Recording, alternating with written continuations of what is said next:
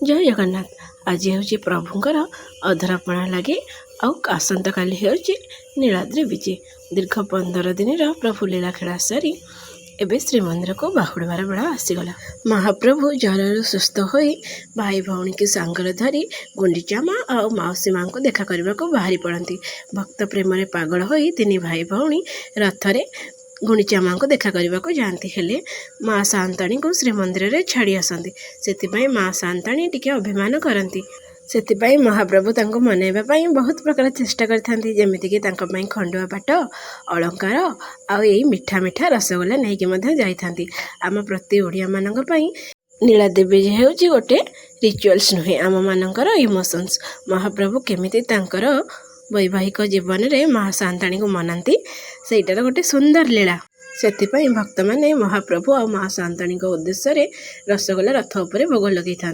कारण सांते से रसगोल्ला को लेकिन जीवे ना नीलाद्रि विजे दिन माँ सांताणी को मनैबा। तो आसत आज बनैबा से मिठा मिठा रसगोल्ला बनैबा मुझे 1.5 लिटर क्षीर को भल भाव फुटे नहीं से गोटे बड़ लेंबूर फाड़े लेंबू रस नहीं क्षीरटा भल भाव फुटला समय लेंबू रस को देदेवे। जदि आपण पाखे भिनेगार थाए भिनेगार 3 चमच भिनेगार 3 चमच पानी मिसेक क्षीर फुटिला बेलू पकईदेवे। क्षीरटा छेनाटा छिड़ी जमी पानीटा तार पूरा ट्रांसपेरेंट हो जाए फुटेबे। तापर गैस फ्लेम को ऑफ करी ताको गोटे एमती छणा साहाय्य कटन कपड़ा पकईकी छाणी नेबे। छेना पानी की भल भाव चुपुड़ी नॉर्मल ठंडा पानी रे भल भाव 3-4 थर धोई नेबे जमती लेंबूर बास्ना और खटा अंश छेना रे न रहिबो। जमती रसगोल्लाटा आमर मिठा लागिबो तादरे लेंबूर बास्ना न आसबो। 3-4 थर भल भाव धोईकी ताको भल भाव चुपुड़ी नवा। ये देखंतु एमती चुपुड़ी नहीं कि एमती जाली सहारे टांगिकी रखीदबा। 10 ରୁ 15 मिनिट रखिला परे छेनारू सब पानी बाहरी पड़ो। ये किसी गुजराती मुझे गुजराती की छेचिकी गुंड कर एबे आम सीरा बनैबा। सीरा बनैबा मुझे 1 कप चीनी 4 कप पानी नहीं कारण यहाँ बहुत समय फुटब फुटिले सीराटा मिठा लगे। ये देखो 4 कप पानी देदेवे। पानी देला परे जो गुजराती की छेचिकी रखी से किसी देदेबा। तापर केसर मुझे किसी देटा कम्प्लीटली ऑप्शनल आप जब चाहिए ऐड करेंगे ना स्किप करेंगे। सेमती गुजराती बहुत भल लगे बास्ना आसो। ये छेना देखो आम भल भाव सुखीगला सब पानी तादर बाहरी गला। एमती गोटे प्लेट रे बाहर करके पापुली साहाଯ୍य देखो ये जगहटा साहाଯ୍य भल भाव एमती हाथ में मिसेबे प्रेस करेंगे एमती करेंगे। से किसी गुजराती गुंड देती छेना गुजराती गुंड देके मिसेबा द्वारा रसगोल्ला भितर बहुत भल बास्ना आसो और खाइबा को बहुत टेस्ट लगे। जमती मुझे करुँचे 10 ରୁ 15 मिनिट आपन को छेना को भल भाव घसी घसी सफ्ट करिया पड़ो जमती गोटे डो से बनीज। ये देखो एमती ये करेंगे टी टाइम देके भलसे करेंगे।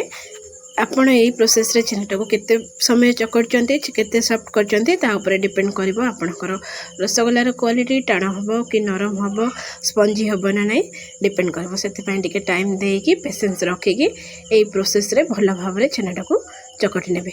ए देखंतु पूरा स्मूथ हो गलानी। एबे केमती हाथ रे लागि जाउची आ गोटे ठा हो जाउची। ए देखंतु एमती मु मात्र 5 मिनिट एम चकट देबी।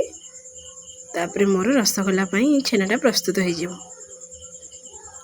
प्रकृत में रसगोल्लाटा हूँ आम ओडिया लोकंकर बा महाप्रभुंकर किंतु अन्य राज्यर लोक मैंने जिते भी डिमांड कले कौन हम तांकर केबे रसगोल्लाटा हो पारबनी। रसगोल्ला तो आम महाप्रभुंकर। ये देखंतु एमती डो शेप रहीगला। एबे मुझे छोट छोट बॉल्स बनै नेबी।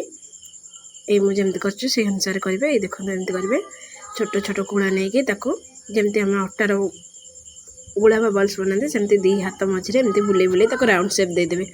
आपन को देखिए एबे लागुथिबो एटा छोट होईची बोली किंतु एटा जतबे हम सिरा रे पकेकी फुटेबा ये डबल साइज रह जो। ए देखंतु म गोटे करके भी आपन मन देखै दोछि। ए बोले भाव रे हल्का हाथ रे एमती ताको मझे रखिकी छेनाटा को एमती गोल करिवे जमा फाटिबनी आपनकर रसगोल्ला कि टाण हबनी। आपड़ चाहिए छेना सहित किसी सुजी मिसई पारे दुकान मैंने छेना सह सुजी मिसाते तो मुझे घरे बनाऊँगी से सुजी की स्किप करछि। आपन चाहिए 3 ରୁ 4 टेबल स्पून सुजी मिसई पारे। ये देखो मोर 1.5 लिटर क्षीर रे मोटर 14टा रसगोल्ला होती सुजी मिसैले 20टा हो जाता बट मु सुजी मिसैनी। ये आम सीराटा भल भाव फुटी आसला। ये देखो एमती भल भाव फुटी आसला बेले ଆପଣ ରସଗୋଲାର ବଲ୍ସ ଗୁଡ଼ାକ ଦେଇଦେବେ। ଗୋଟେ ପରେ ଗୋଟେ ହାଲକା ହାତରେ ସବୁ ପକାଇ ନେବେ ଶିରାରେ, ଗରମ ଶିରାରେ। এই ଦେଖନ୍ତୁ ମୋର ସବୁ ବଲ୍ସ ଗୁଡ଼ା ଦେଇଦେଲି। କେଶର ଯୋଗୁଁ ଏଠି ଶିରାର କଲର୍ଟା ୟେଲୋ ଦେଖାଯାଉଛି। ଯଦି ଆପଣ ଚାହାନ୍ତିନି ୟେଲୋ ତାହେଲେ କେଶରକୁ ସ୍କିପ୍ କରିବେ। ତାପରେ ତାକୁ ଘୋଡ଼େଇକି 10 ମିନିଟ୍ ହାଇ ଫ୍ଲେମ୍ରେ ଫୁଟେଇବା। এই ଦେଖନ୍ତୁ 10 ମିନିଟ୍ ପରେ କେମିତି ରସଗୋଲା ଗୁଡ଼ା ଡବଲ୍ ସାଇଜ୍ର ହେଇଯାଇଛି। ତାପରେ ଆଉ 10 ମିନିଟ୍ ଆମେ ତାକୁ ଘୋଡ଼ଣି କାଢ଼ିକି ସେମିତି ଫୁଟେଇବା। এই ଦେଖନ୍ତୁ ଶିରା ବି କେତେ କମ୍ ହେଇଯାଇଛି, ମାନେ ରସଗୋଲା ସବୁ ଗୁଡ଼ାକ ଆବଜର୍ବ କରି ନେଇଯାଇଛି। ରସଗୋଲାକୁ ମୁଁ ଟିକେ ଥଣ୍ଡା କରିଦେଇଥିଲି, ଆପଣ ଚାହିଁଲେ ଗରମ ମଧ୍ୟ ଭୋଗ ଲଗାଇ ପାରିବେ। এই ଦେଖନ୍ତୁ ମୁଁ ଗୋଟେ ମାଟି ଓଳିକି ସବୁ ରସଗୋଲା ଗୁଡ଼ାକ କାଢ଼ି ନେଉଛି। ଏବେ ଠାକୁରଙ୍କୁ ଭୋଗ ଲଗେଇକି ଆମେ ଖାଇବା। କେତେ ସୁନ୍ଦର ଦେଖାଯାଉଛି ନା? এই ଦେଖନ୍ତୁ ଆଉ ବିନା ତୁଳସୀ ପତ୍ରରେ ତ ଆମର ଜଗା କୌଣସି ଜିନିଷ ବି ଗ୍ରହଣ କରେନି, ପାଣି ମଧ୍ୟ। ସେଥିପାଇଁ ଗୋଟେ ତୁଳସୀ ପତ୍ର ପକାଇ ସେଥିରେ ଠାକୁରଙ୍କୁ ଭୋଗ ଲଗାଇବା। ତା ପୂର୍ବରୁ ମୁଁ ଏଠି କିଛି କେଶର ଦେଇଦେଇଛି, ଆପଣ ଚାହିଁଲେ ମଧ୍ୟ ସ୍କିପ୍ କରିପାରିବେ ବା କିଛି ଡ୍ରାଏ ଫ୍ରୁଟ୍ସ ମଧ୍ୟ କାଟିକି ଉପରେ ସଜେଇକି ଭୋଗ ଲଗାଇ ପାରିବେ। ଗୋଟେ ତୁଳସୀ ପକାଇକି ଭୋଗ ଲଗାଇ ଦେଇଛି। এই ଦେଖନ୍ତୁ କେତେ ସୁନ୍ଦର ଦେଖାଯାଉଛି, ସେତିକି ସ୍ପଞ୍ଜି ଆଉ ସେତିକି ଟେଷ୍ଟ ମଧ୍ୟ ହେଇଥିଲା। ଆପଣ ଏମିତି ନିଜେ ଘରେ ବନାନ୍ତୁ ଆଉ ଠାକୁରଙ୍କୁ ଭୋଗ ଲଗାନ୍ତୁ। ଦେଖା ହେବ ଆଉ ଗୋଟେ ନୂଆ ରେସିପି ଭିଡ଼ିଓରେ। ରହୁଛି। ରାଧେ ରାଧେ, ଜୟ ଜଗନ୍ନାଥ, ହରି ବୋଲ।